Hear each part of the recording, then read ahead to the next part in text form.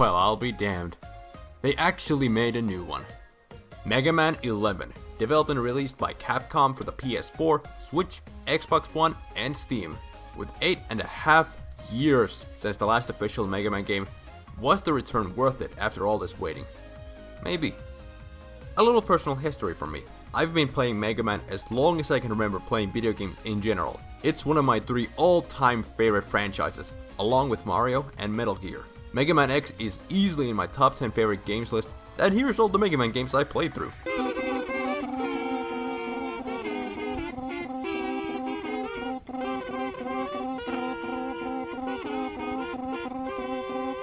Yes, I know I have an addiction. No, I'm not going to seek help for it. The premise and gameplay in Mega Man is as simple as it gets. You jump and shoot through 8 levels, get the weapons from the bosses, each having a weakness to another one, then a few endgame levels, and you're done. But the beauty in these games comes from how well they play, and how much fun you can have from such a simple yet elegant experience. Most of the time, the story is a throwaway aspect in the classic series games, but this time around it's actually pretty good. Nothing amazing, mind you, but we do see some things from Dr. Light and Wily's past that makes you go, huh, neat. Look at Wily in his skull PJ, is fucking adorable.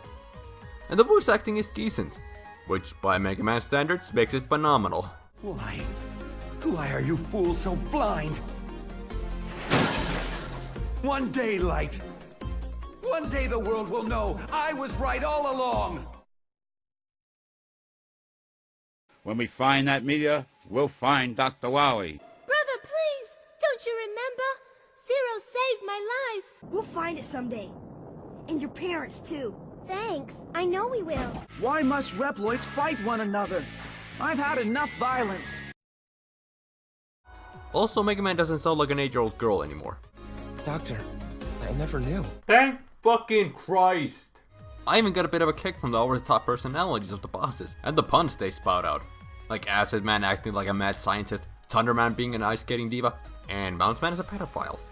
Oh, you listen to what this guy sounds like and then tell me otherwise. Oh boy, a new playmate. Wanna bounce with me? Get your fat ass back here. I swear that dude has some connections with Nambla. And he don't much look like Marlon Brando if you know what I'm throwing down. He even has these hands that you need to set up to slap yourself with. Aw yeah, slap the shit out of my shiny metal ass harder, daddy. I may have some distaste towards Bounce Man because of its level. The only one I didn't enjoy playing through. Something about not being in full control of the character just irked me the wrong way. In all fairness, they do give you plenty of time to get used to the bouncing mechanic before you gotta do it over pits. But still, most of the time I just keep thinking to myself, Get me the fuck out of here! I will give a little leeway in that at least his weapon is pretty good, shooting balls that bounce all over the place. Most of the weapons were pretty useful. Not quite on par with 9's, but that would have been almost impossible to surpass. Acid Barrier is another shield weapon, though it comes in mighty handy. Blazing Torch's angle can be a little odd to get used to, but fuck me in the puss does it do a lot of damage. Pile Driver can help with platforming challenges, Block Dropper is useful against enemies outside your reach, and I love the Thunderstorm's huge area of effect. Scramble Thunder I just didn't have that much use for, and the Chain Blast takes way too long to detonate. Overall, these are some of the better weapons in a classic Mega Man to date. When going into this I was thinking, I'll have this game in the bag 2 hours from now, no problem.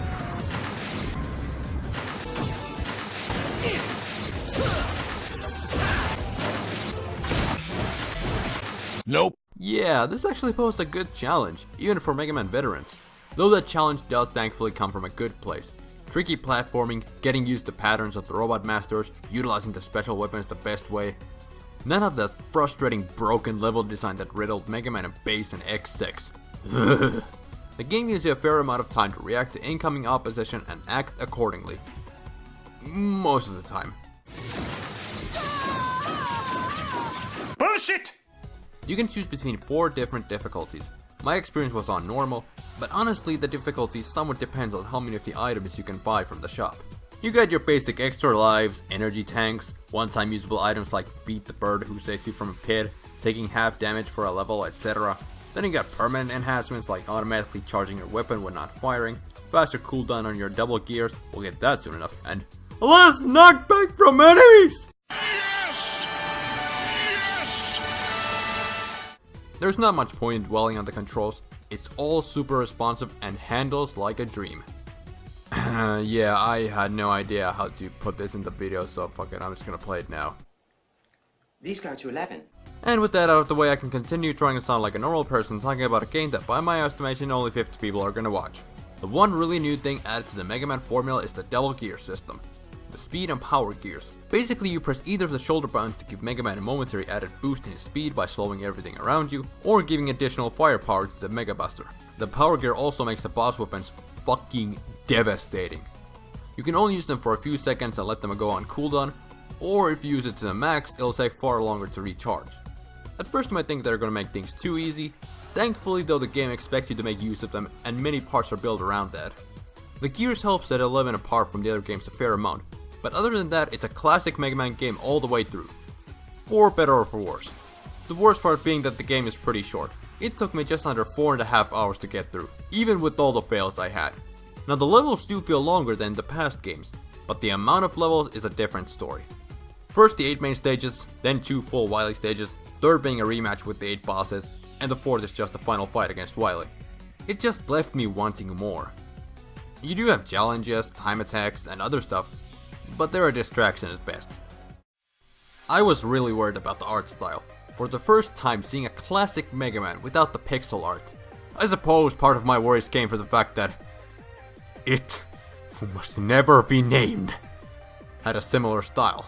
But those worries faded away faster than my self-respect on a Saturday night. The colors just pop out at you and are very pleasing in the eyes. And the designs are just mwah. Take this mini boss for example. It's a huge, derpy, yet adorable looking frog that when damaged enough reveals a little dude inside that starts popping up a new frog. That is just so fucking charming, I love it! The one thing that bugged me visually was Mega Man's walk cycle. Looks so weirdly janky. The music... how should I put this? It's mostly pretty decent, but it just doesn't sound like it belongs in a Mega Man game. I don't want to sell it short. Thunderman stage, Blastman stage, Gear Fortress, and especially the stage select screen were all treats to listen to. I'm just not a fan of the synth music they decided to use here. The worst song by far is Bounce Man stage. Can you tell how much I didn't like this guy? You really should at this point. Fuck you! Mega Man 11 as a whole is a good comeback. The game plays and looks great, the weapons are fun to use and the double gear system adds something new to the formula. But it's not perfect.